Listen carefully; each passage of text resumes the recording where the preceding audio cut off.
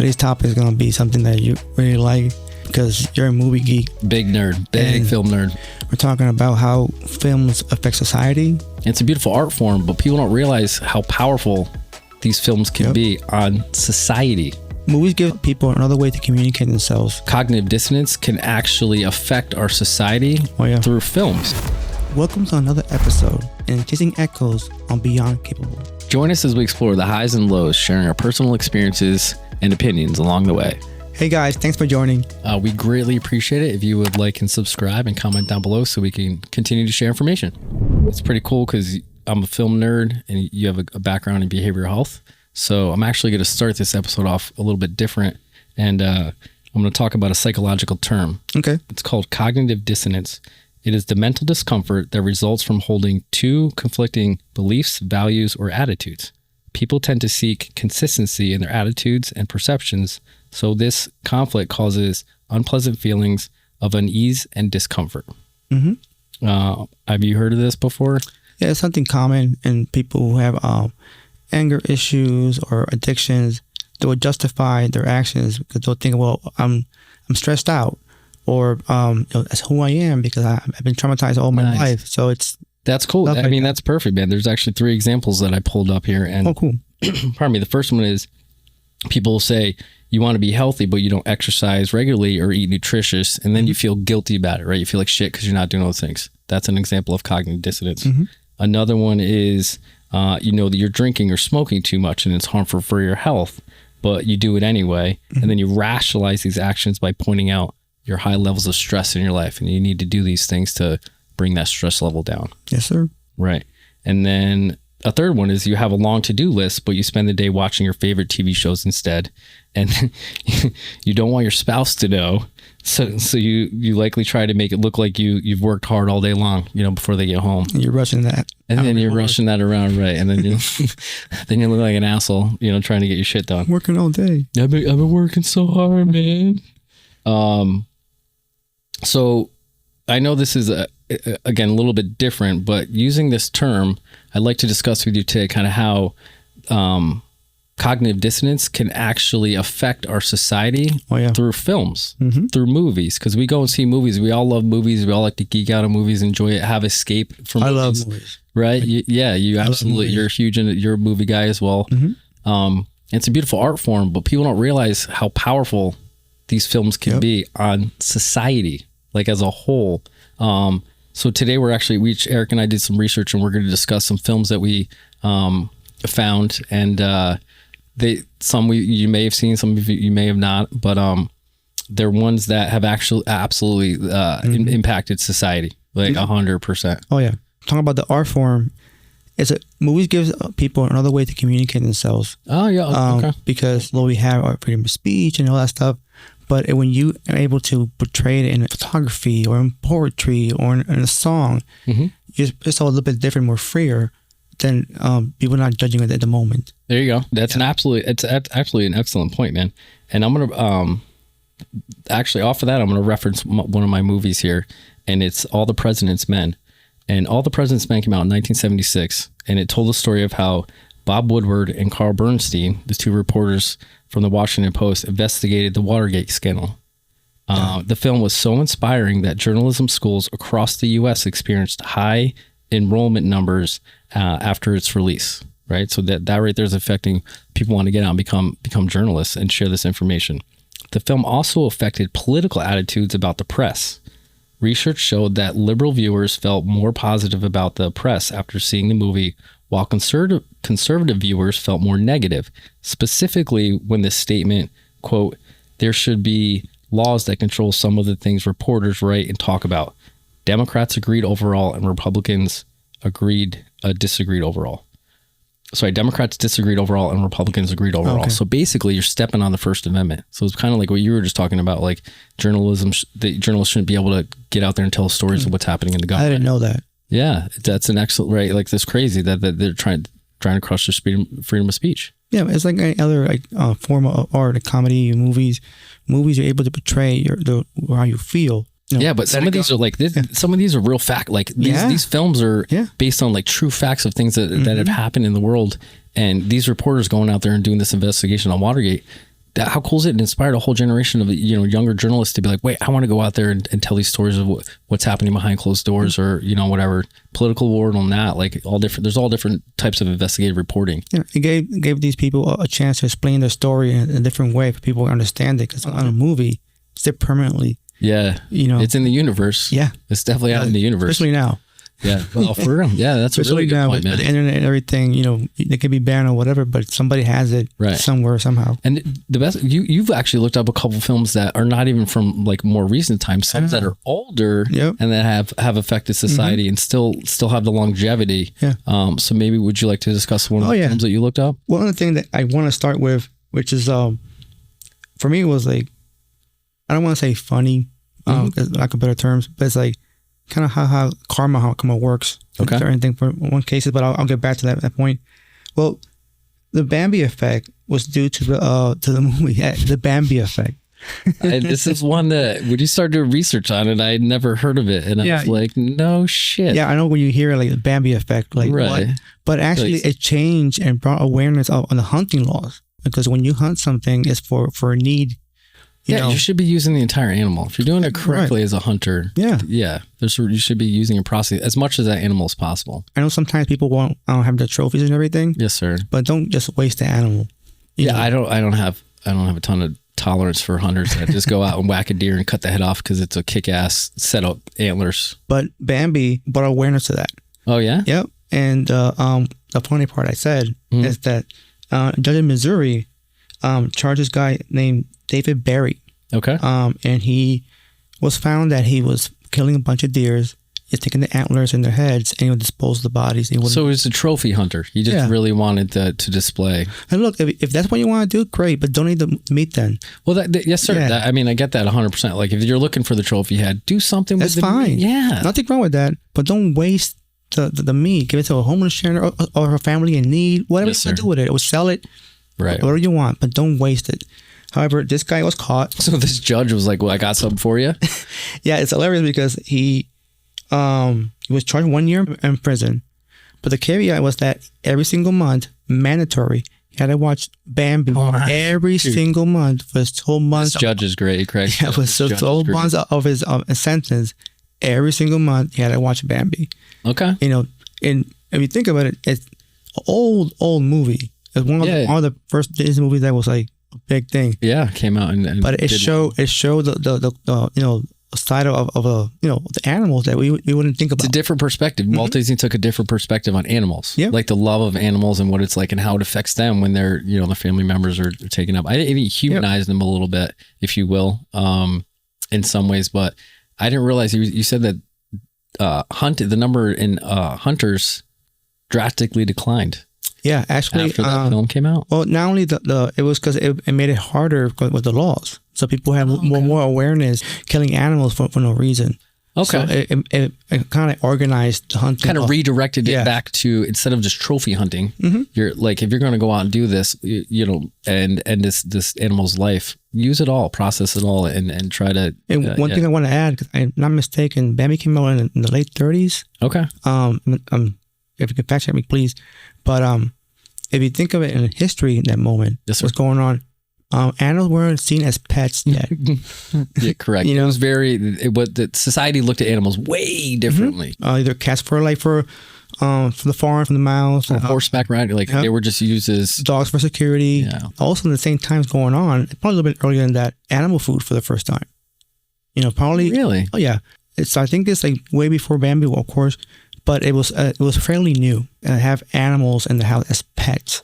Okay. So like before that, we didn't have dog food. Like in and out of house, like pets and then pet food for them. They would just get the regular farm scraps, whatever. So it was controversial, the fact that it was fairly new that people were accepting animals in their household. Yeah. And seeing a movie that humanized. Where the mother, absolutely humanized, and you see the mother get shot and killed. Yeah. You don't want to kill your pet. Yeah, correct. So Walt Disney completely changed that perspective on humans. That's pretty cool, man. That's a good one.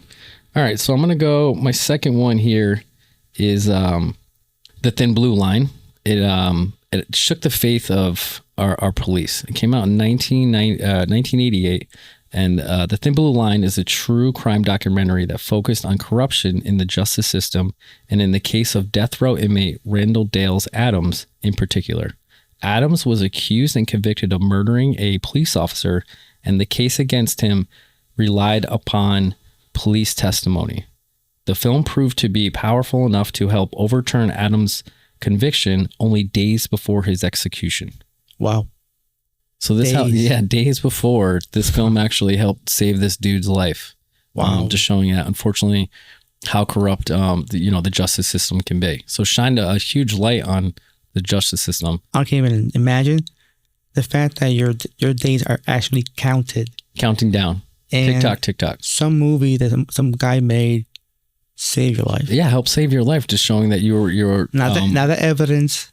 Not no lawyers, no lawyers, Yale lawyer, not the governor's pardon. Right.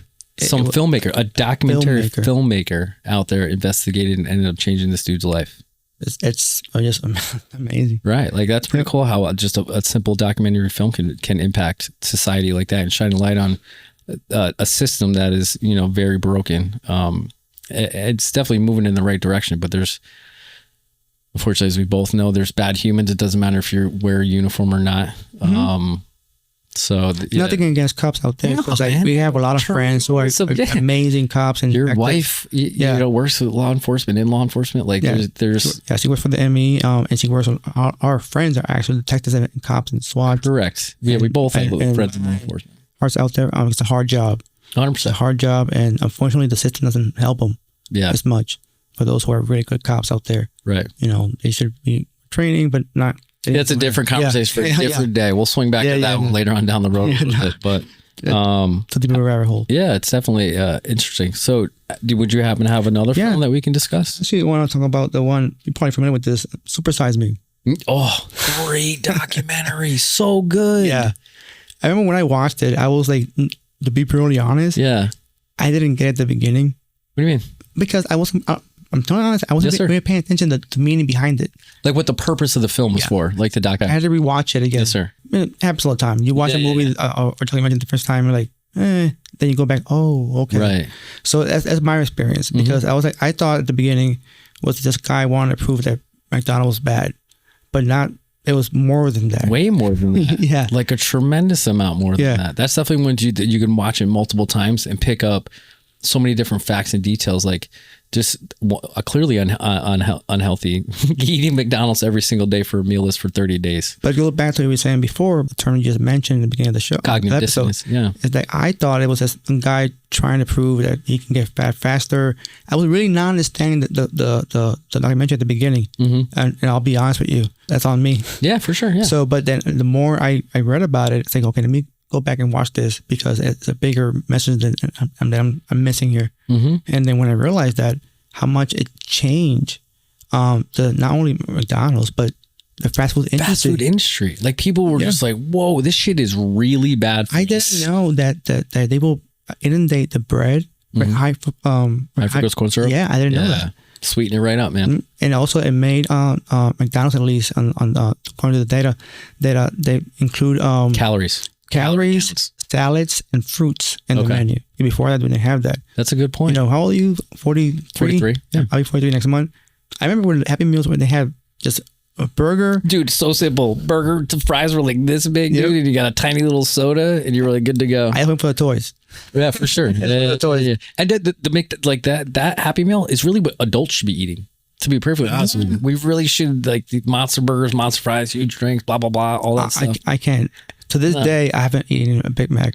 Yeah, and I'm not trying to trash McDonald's or fast food or anything like that. It is what it is. If you love it, you love it. Cool, whatever. The reason why I don't eat Everything is in moderation. The reason I say I don't eat it is because when I see it, like, I can't eat all that shit. And when I say shit, I mean like it's a big meal for me. Right. That's all. The best part about him with the documentary was the fact that the data that he brought along with it, like the scientific data, which I think a lot of humans, like, they appreciate that. Like, it's just like, oh, I got fat and unhealthy. Like, he talked about his heart, like how it was affecting, like, his cognitive, all that stuff, like his whole entire body. One of the scenes that he was like stuffing it, he went through the drive-thru and he was stuffing all that stuff because he had to before the day end to keep it up, to keep the data, valid. Right. And it's almost he's gagging. Like he just at the beginning he was so excited. He was like, "Oh, this is gonna be so easy. Oh, I'm gonna be able to knock this out." And by the end, he was like, "Oh God, do I got to keep doing this?" But correct me if I'm wrong. He ate every single meal.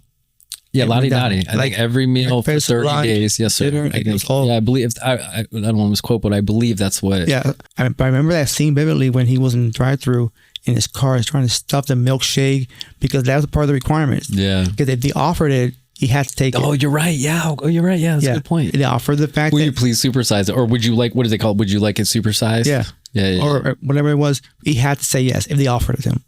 So it's, if you think about it, when you go to these restaurants, they always offer you, for 25 cents. Like, if you think of the difference from, like, for example, 8-ounce Coke to like a 34-ounce Coke. Yeah, it's a monster. Oh, 20 cents? Yeah, go ahead. Right, let me up that. Yeah. You did an amazing job. Like, it was absolutely, I learned a ton from that, like watching that. And I think it was a great way, again, for society to realize, like, fast food is not a regular, you should not be eating it consistently as every single one of your meals. It's just not healthy to maintain your life. It's really impactful how the accountability. Yes, sir. Oh, great. That Nice. brought to fast food industry. And, yeah. Because especially in the United States, like, we don't see that much fast food in other sides of the world. When I went to Spain last year, I saw one McDonald's the whole time. Also, even the menu was different over there. Brought accountability to these big companies. Yeah, and getting the caloric information out there as well that people didn't really truly wanted to know, actually, because some humans are, if you're trying to track your calories in, calories out, but you don't mind eating fast food here every once in a while. But now you can. You can, but at least you know your numbers now within your rate for the day. Yeah, people who are working on their macros and whatever. You know, sir. I can afford a fresh because of macros. Back then, you didn't have that. Correct. Yeah. All right, man. That was a great one, dude. I appreciate that. That's a good one. Okay, this is another one I got here. It's The Day After Tomorrow. It brought global warming to life. Yeah, in 2004, the film The Day After Tomorrow was scary enough, albeit scientifically inaccurate, for the film. But it forced making global warming a matter to members of the general public. A survey conducted 3 weeks after its release by Anthony Leserowitz, I don't know if thrash his name. He was a researcher from Yale. Revealed that 83% of people who saw the movie said that they were, quote, somewhat or very concerned about global warming, while 72% of people who hadn't seen it agreed. So that's a pretty high. 83% of people who he spoke with that had seen the movie were somewhat or very concerned. So, do you remember what year the movie came out? Yes, sir. That came out in 2004. Makes sense. I'll tell you why. Because I remember the cover of the movie, because when I was in Iraq, I remember what brought my attention was it was like the sea was frozen. Yeah. And you had the Statue of Liberty hands.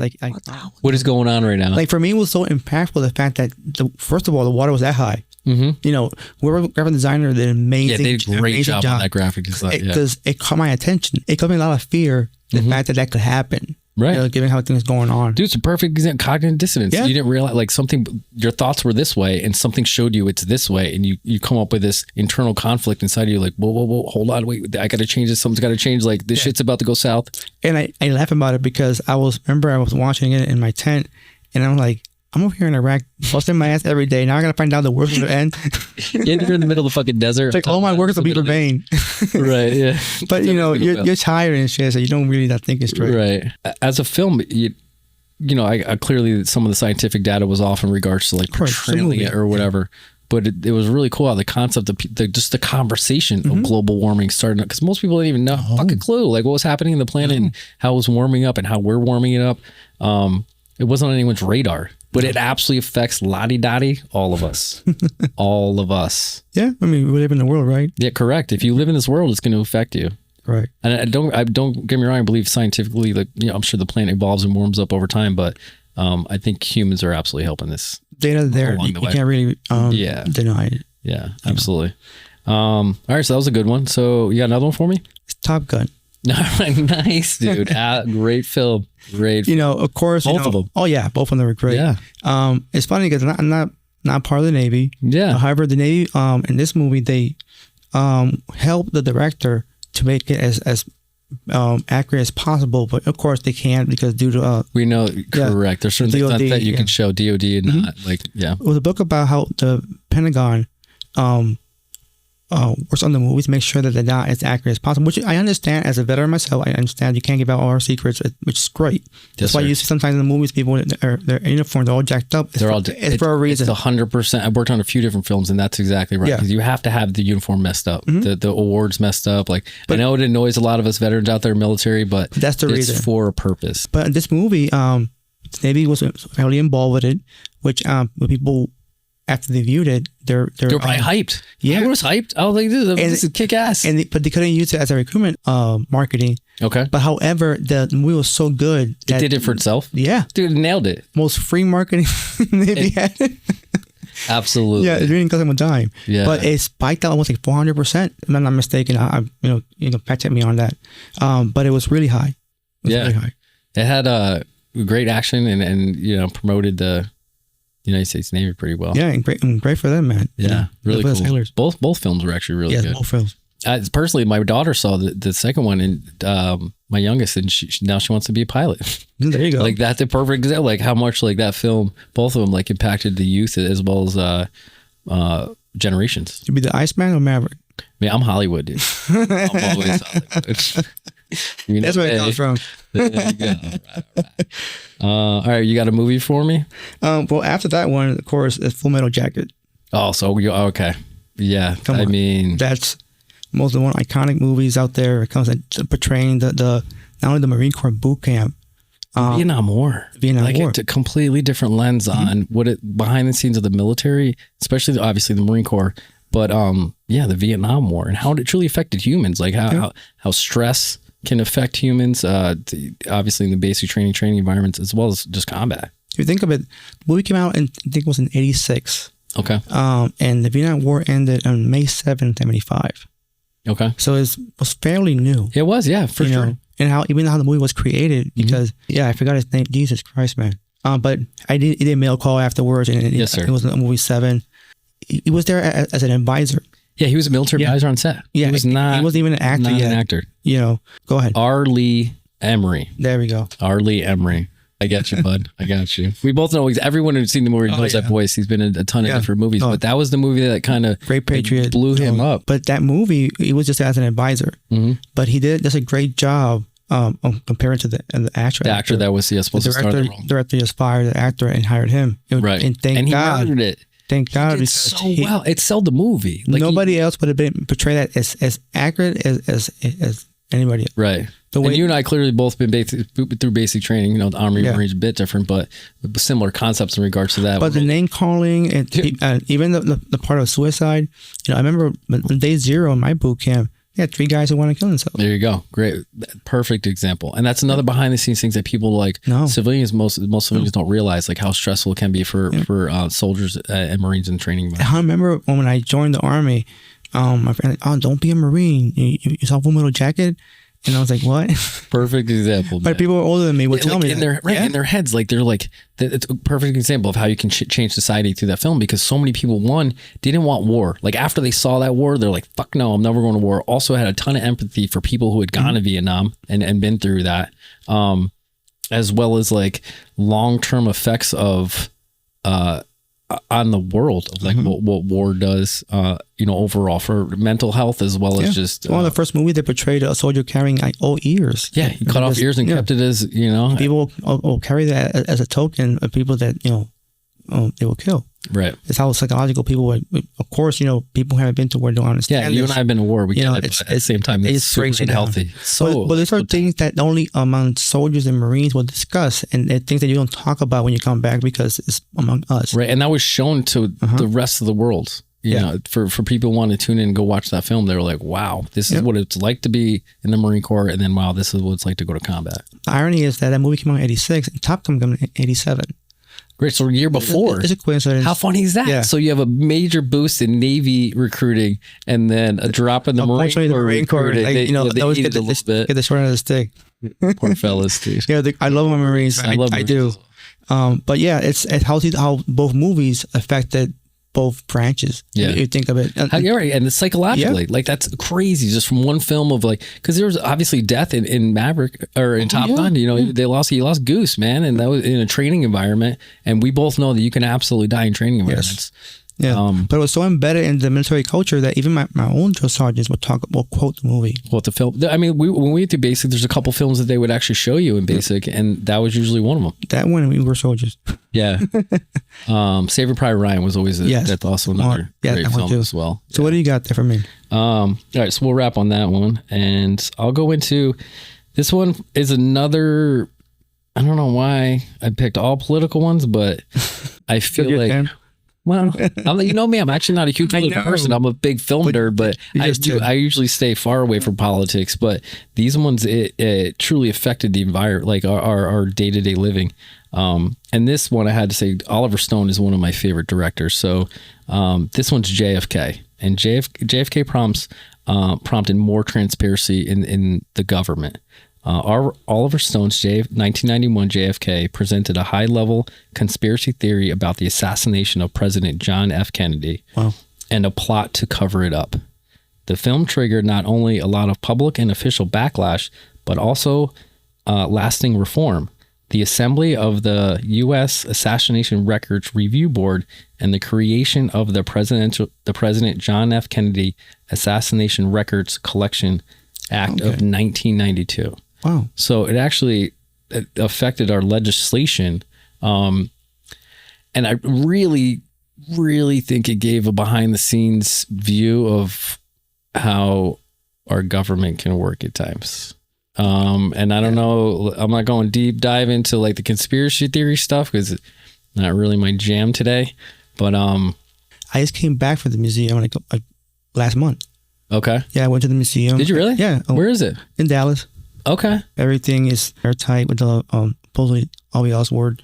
Okay. Took the shot and everything. The shot. It's an amazing museum, but they mentioned that the investigation that they had to open, and I didn't know it was the movie who sparked that. They don't mention that in the museum. Yeah. Or if they did, I didn't hear it. Yeah, I got you. But I do remember they talk about how it was reopened, the investigation and all that. Because there's such a huge tragedy, obviously. Yeah, we clearly weren't alive at the time, but it was a huge tragedy to the country. Yes. But it also, again, with this film coming out and Kevin Costner stars, it's an amazing, such a good movie. It gave a great scientific data and background of like how the fuck did these one single bullet or 2 rounds, do this and come from different directions and impact points and yada yada. And then the ME reports, like it kind of opened the door in regards to wanting to truly challenge the government and question the government and say like, wait, is there shit really that's being hidden here? And so many people witness it happening, and people want to know what the fuck happened. And there's just the data and some of the facts just are real sketchy. Oh yeah, just really not sketchy. Dive too much into it. That's a whole separate. Yes, sir. That's a whole other episode. One thing I want to mention because it's gone to my memory is that part of the investigation was that the car that they used for the investigation only carried 4 people, but it was 6 people in the car. So the CIA used the wrong model of car for all these years. So I don't know if the movie portrays that. Okay, that's one of the reasons why also that it was open, because the fact the model was like. Interesting. Yeah. And talk about cognitive dissonance. It actually scared a lot of people of not being able to trust the government or being fearful. Literally to this day. Absolutely. People are still trying to research this murder, this assassination, because they still feel like there's some stuff that's been covered up and they want to kind of get the truth out there. Yeah. And I don't know if it ever will, but this film actually tremendously changed society's view of the government and, President Kennedy's assassination. The film industry it changed. It opens up your mind, giving you different perspectives of the world and how things went down and played out. Yeah. And don't get me wrong, a director is going to direct you kind of and lead you in one way or the other. That's what a filmmaker does. You try to stay as biased as possible, especially in documentary filmmaking. But I mean, some of the facts are the facts, in many different ways. Yeah. Right? You know what I mean? No, Hollywood's Hollywood, but the facts are the facts. Yeah, correct. So, all right, you got another one for me? As Puerto Rican guy, I don't like talking about this one, but I have to because there's high history. Yes, sir. But the movie Birth of a Nation. Birth of a Nation? Yeah, Birth of a Nation, 1915. Oh, we're going back. Yeah. We're going back. It's before Bambi. Yeah, nice, dude. So this was probably the oldest one on the list, huh? Yeah. It's over 100 years old. Yeah, actually, Almost 120. Yeah. But I think if you as a film guy, you might. I've actually never heard of this film, man. It's a film. It's not. Of course, Back in the Minority is not my favorite movie ever. Okay. But it actually sparked. It was about the the history of the KKK and how powerful they want to portray themselves. And Positively portray their okay. Yep. And so, like I said, I don't want to go into much detail of the movie. However, was that the resurrection of the KKK? So shine a light on the organization and yeah, boost their numbers. Yeah, because before that they were dismantled. Okay, they weren't a thing anymore because post Civil War they got quiet. Wow, so it definitely went in a negative way. Yeah, so for them to help them because the people got fired up and like it's like Top Gun version of the KKK. Please don't repeat that, but that if you think about it, the numbers got stacked afterwards. Yeah. Good Lord. Yeah. Right. So it's but however, years later, another movie, Superman, portrayed how it actually is, how evil they were. Okay. So it kind of like that movie. One movie helped it boost the numbers, another movie helped them decrease the numbers. Yeah, decrease the numbers. I'm sure some people probably took educational. Of course, pieces from it, saying like, "Wow, this is a," and I'm not saying like, "Hoo ha ha," like let's go join this. But we're like, "Wow, this is a very unhealtzy." It's an awakening. Correct to this organization, or they wanted to ignore it or realize it didn't. Maybe they didn't even know it was on their radar, didn't exist. So one thing is about talking about it. Yeah, and then we actually see it. Yeah, I agree. You're using different. Correct. You're using different. Yes, absolutely, and it can literally change your mindset. 100%. Either make you feel for it or change like, wait, I didn't know this, and now it's changing my feelings, how I felt inside. So you get all uncomfortable. Moving on to the next movie, we can do it different my time anyway. Yeah, there you go. Good call, dude. All right, so my last one here is actually one of my favorite films. Okay. And you being a guy from the islands, you might appreciate this. But it's the movie Jaws, 1975 Jaws. Been born yet? Yeah, neither one of us were, but we've clearly seen the movie. I grew up in New England, so it's a big part of New England culture up there. But Jaws takes a bite out of beach vacations. Jaws in 1975 depicted a killer great white shark terrorizing a beach community one summer. Although shark attacks are and always have been rare, the movie caused beach tourism to drop off on both coasts for some time. So not just the East Coast, up where it was supposed to take place up in Amityville, but all the way on the West Coast as well. If you didn't think about it, I'm from the island. You like diving. Yeah, I love scuba diving. A shark do that to a boat? No, dude, 100%. And that was clearly, and again, like I'm a film nerd, so as a filmmaker, it's written well. The acting is amazing. Like the scenes for back then, the special I love the ride. Bananas, like the ride's fun. Yeah. There's a cool little like love story in there as well. Like it's an amazingly made film, but I think how visual it was truly changed people's psyches about going into the ocean, just going into the ocean, something that we've been doing as humans for millions of years. Will tell me that going back to Puerto Rico, every other Saturday en Estreno en Telemundo, Jaws. And and I live in Aguado, Puerto Rico. It's on the east side of Puerto Rico. Okay, so it's a beach town. Yeah, it's a fishing town. Nice. So there was a new movie, and my grandma was, "Don't go to the beach because of tiburones." It's right, exactly. Yeah. And before that movie, it was not on anyone's radar. It just it wasn't a thing. Like unless you were studying sharks, I actually think in a really good way though, it did kind of swing the study of sharks more because it went real negative for many years, and then a lot of people were like, whoa, let's actually collect some data and study these animals and see what they're about, and realize that like 90% of shark attacks are actually exploratory bites. They're not looking to attack humans. We're not really on their menu. They're younger sharks that are attacking, like biting exploratory bites, and then they back off. On that same point, like right now we're in New Smyrna Beach. Okay. And which is known the shark capital of the world per capita. Okay. And they have pictures out there of the aerial pictures of many baby sand sharks and but it goes back to that they don't really attack you. If you're walking around the beach and you step on them, if you step on me, I'm gonna you're gonna say something, push them out of the way, like get the fuck off me, what are you doing? Yeah, so surfers will get bit here and there, but compared to the movie Jaws, so by going back, what you're saying is that it created people to study them more. It did, it absolutely did. It's a lot of them here. Yeah, many institutions, stuff like that, were really wanting to collect shark data and learn about these animals. I mean, I respect them, but I still go to the beach. Yeah, I'm going to the beach. I'll still scuba dive. Like I love to dive too. And they're beautiful animals. They're amazing. They're beautiful animals. They really are. There's so many different species. Impressive animals. Yeah, and I don't think there's something to be feared, but respected absolutely. Yeah. Think about it. Any species, human, animals, like they're gonna eat your boat, but Yeah. All right. Do you have any more? No, I think honestly these were great movies. Actually, I really enjoyed this whole topic. Coming from you, like you, as I known you, you've been like stuntman, you're camera, you've done it all. So I want to get your input on it. We can be here all. Yeah, like there's so many other movies, guys, out there that we can discuss, and please comment about them, because we can even do a whole other episode about other movies that you guys want to discuss. Or TV shows. Another excellent one. Yeah, TV shows. There's absolutely so many different TV shows that affected our society. Yeah. How we think. Either affected or educate us in a different way. Correct. Yeah. Absolutely. Boys in the Hood. Like there's so many different other tropes. movies. Yeah. Again, in a whole other episode. Yeah, but not going into that. But it's to see how different ways that people portray their message and how impactful it can be throughout to decades and centuries. This century, true. And listen, and it's art. This is art. All movies, to me, it's art. Yeah, it's an art form. It's an art form. It's absolutely art, and everyone interprets art differently. It's up to you how you want to take it. Correct. Absolutely. And if you want to change your psyche and change yourself and change how you view the world, it's on you. But I guess with cognitive dissonance, you got to kind of work through those steps and pay attention that what you're being, that's what you're feeling. Yeah. Those are the emotions that you're having. Many cults have been created based on a movie. Right.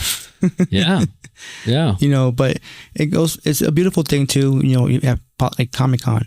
It's an amazing thing, because based upon your art form and movies, and it's right. But they have also the positive thing, then you have negative things, like everything else. Yeah, and the best part is with films that they're seen all around the world. Everybody, for the most part, can relate to. It's great. Different languages, different love stories, stuff like that. And now you can do that. Back in the days, like in 40s and 50s, even though it was so controlled. Yeah, not going the industry was different for sure. Absolutely. Yeah. So listen, man, I was genuinely excited about this episode, and I appreciate your time. And I was excited to learn quite a bit as well, doing this research and talking with you. Yeah, I want to get your input on this because I know it's just something that you. Yeah, I'm definitely passionate about. For hours. Films. Yeah, we can nerd out for a bit with me, but I absolutely thank you so much for this episode, and I always appreciate our conversations. Oh, thanks, man. And people out there, don't forget to like and subscribe and comment down below any opinions you have. And until next time on Jizzing Echoes of Beyond Capable.